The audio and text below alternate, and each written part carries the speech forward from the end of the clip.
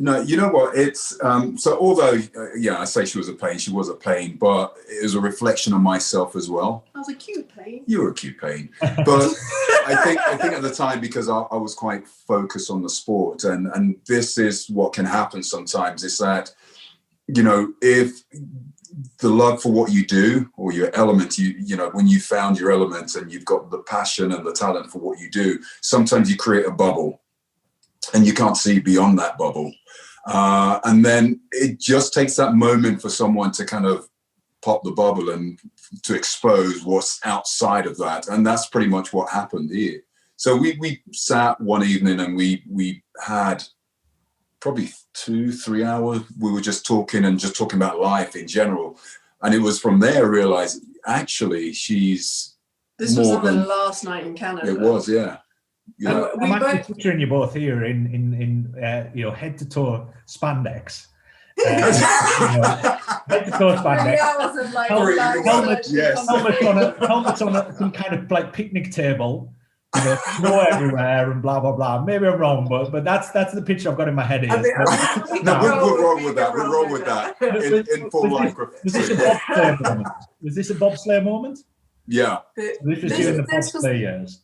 The last party at the World Championships. We both talked about it afterwards, and we said it felt like we got smacked with Cupid's bow, and it was that realization of, oh shit, actually, I think I quite like him.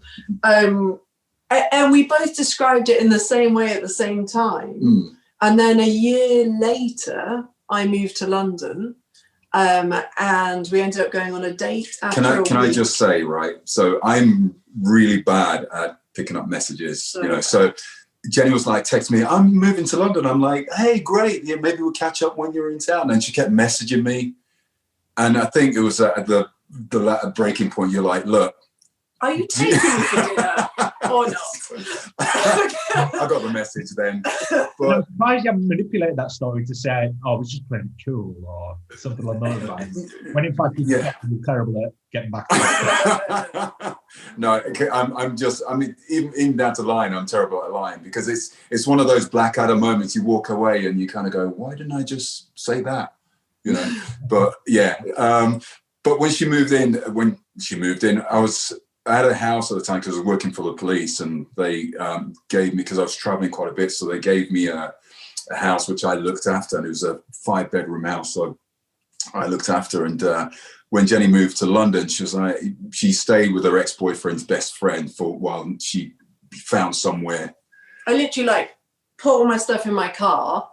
I'd come back. It was quite a I was a reserve for the 2006 Olympics, and I'd finished my degree in my PT course, and it all sort of accumulated. And I came back to England, and was a bit like, what do I do? I'm going to move to London and see what happens with personal training, start a business, modeling, presenting, acting. Let's just go and follow my dreams.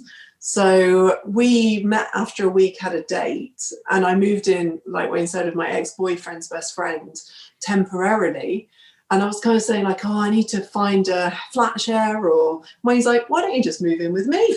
I've got 5 bedrooms. I was like, well, why not? I was like, got 5 bedrooms. I mean, at this point we weren't official.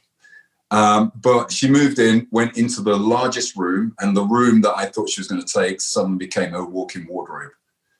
So she's still looking for somewhere to...